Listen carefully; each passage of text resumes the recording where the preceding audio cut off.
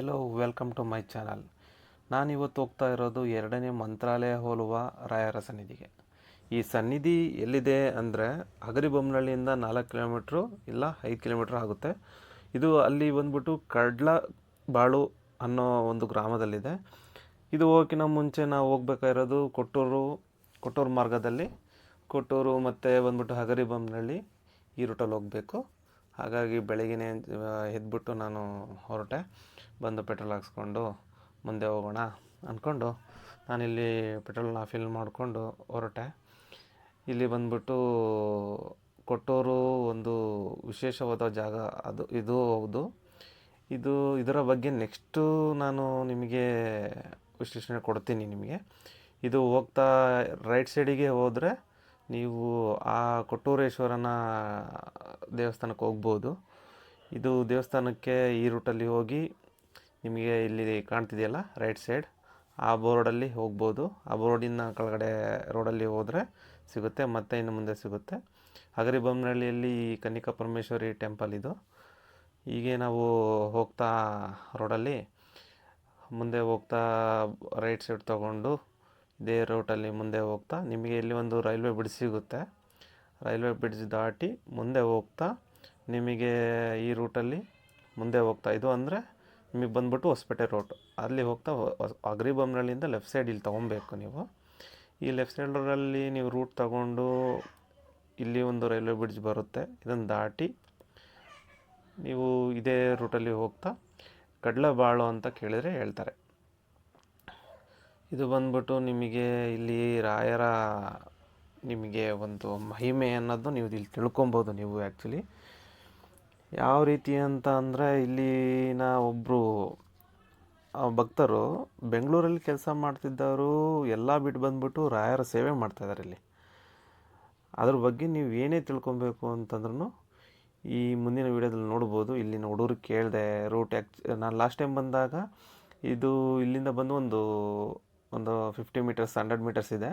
ಆದರೆ ಇದು ಮುಂದ್ಗಡೆ ಇನ್ನೊಂದು ಬಾಗಿಲಲ್ಲಿ ಬರ್ಬೋದು ಅಂಥೇಳಿ ಇಲ್ಲಿನ ಒಬ್ಬ ಗ್ರಾಮದಲ್ಲಿ ಇರುವ ವ್ಯಕ್ತಿ, ಒಬ್ಬ ಹುಡುಗ ನನಗೆ ತೋರಿಸ್ದ. ಬಂದ್ಬಿಟ್ಟು ನಾನು ಇಲ್ಲಿ ಲಾಸ್ಟ್ ಟೈಮ್ ಬಂದಿದ್ದಿದೆ ರೂಟಲ್ಲೇ ನಾನು ಆ್ಯಕ್ಚುಲಿ. ಇಲ್ಲಿ ಬಂದ್ಬಿಟ್ಟು ಗಾಡಿ ನಿಲ್ಲಿಸ್ಬಿಟ್ಟು ಒಳಗಡೆ ಹೊರಟೆ, ಹೋಗೋಣ ಅಂತ ಅಂದ್ಕೊಂಡು.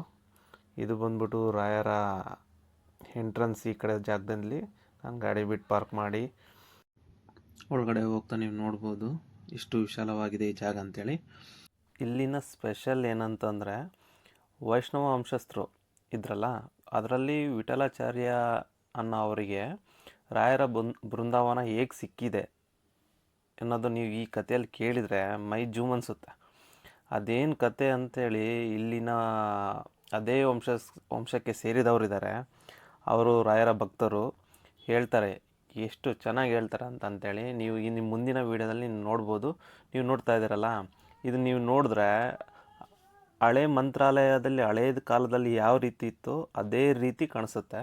ಹಾಗಾಗಿ ಇದನ್ನು ನಾನು 2ನೇ ಮಂತ್ರಾಲಯ ಅಂತಲೂ ಕರಿತಿದ್ದೀನಿ. ಬಂದ್ಬಿಟ್ಟು ನಾನು ಬರೋ ಅಷ್ಟೊತ್ತಿಗೆ 1ನೇ ಪೂಜೆ ಆಗಿತ್ತು. ಈಗ 2ನೇ ಪೂಜೆ ಆಗುತ್ತೆ ಅಂತ ಅವರು ಅಲ್ಲಿ ಪೂಜೆ ಮಾಡ್ತಾ ಇರೋರು ಹೇಳಿದರು. ಹಾಗಾಗಿ ಒಂದು ಸುತ್ತ ಹಾಕೊಂಡು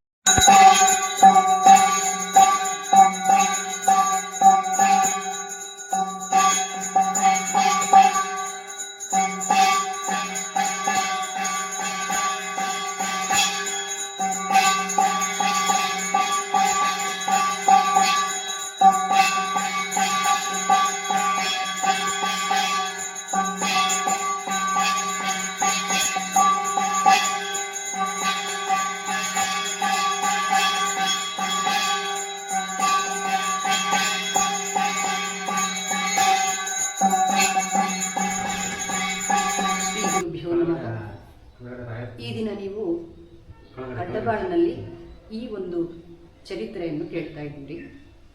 ಇದು ನಮ್ಮ ಮನೆಗೆ ಅಂದರೆ ನಮ್ಮ ವಂಶಕ್ಕೆ ಸೇರಿದ ಒಂದು ಕಥೆ.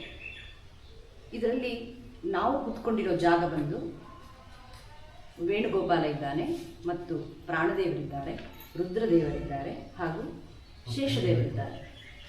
ಈ ದೇವರನ್ನು ಪ್ರತಿಷ್ಠೆ ಮಾಡಿದವರು ಮಂತ್ರಾಲಯದ ಪ್ರಭುಗಳಾದ ಶ್ರೀಮದ್ ಸುಶೀಲೇಂದ್ರ ತೀರ್ಥರು. ಇವರಿಂದ 1914ರಲ್ಲಿ ಈ ಒಂದು ಪ್ರತಿಷ್ಠಾಪನೆ ನಡೆದಿದೆ. ಇದಕ್ಕೆ ಹಿನ್ನೆಲೆ ಏನು ಅಂದರೆ, ಈ ವಂಶದ ಮೂಲ ಪುರುಷ ಬಂದು ಶ್ರೀಯುತ ಅಯ್ಯಂ ಭಟ್ಟರು. ಭಟ್ಟರು ಅಂತ ಯಾಕೆ ಅಂದಿದ್ರು ಅಂದರೆ, ಇದು ಪೂರ್ತಿ ವೈಷ್ಣವರ ವಂಶವೇ.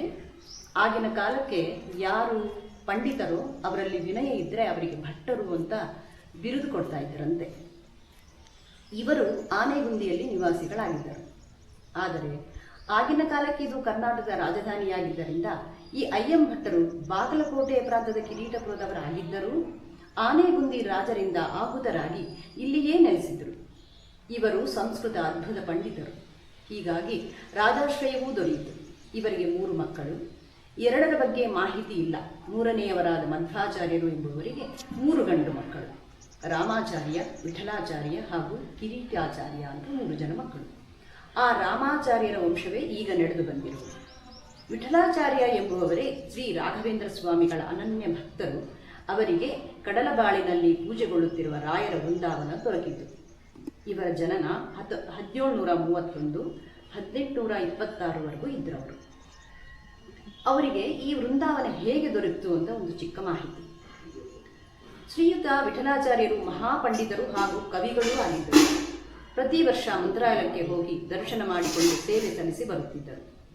1770ರಲ್ಲಿ ತುಂಗಭದ್ರಾ ನದಿ ದಾಟಿಕೊಂಡೇ ಹೋಗಬೇಕು. ಆಗಿನ ಕಾಲದಲ್ಲಿ ನಡೆದೇ ಹೋಗುವ ಒಂದು ಪರಿಸ್ಥಿತಿ.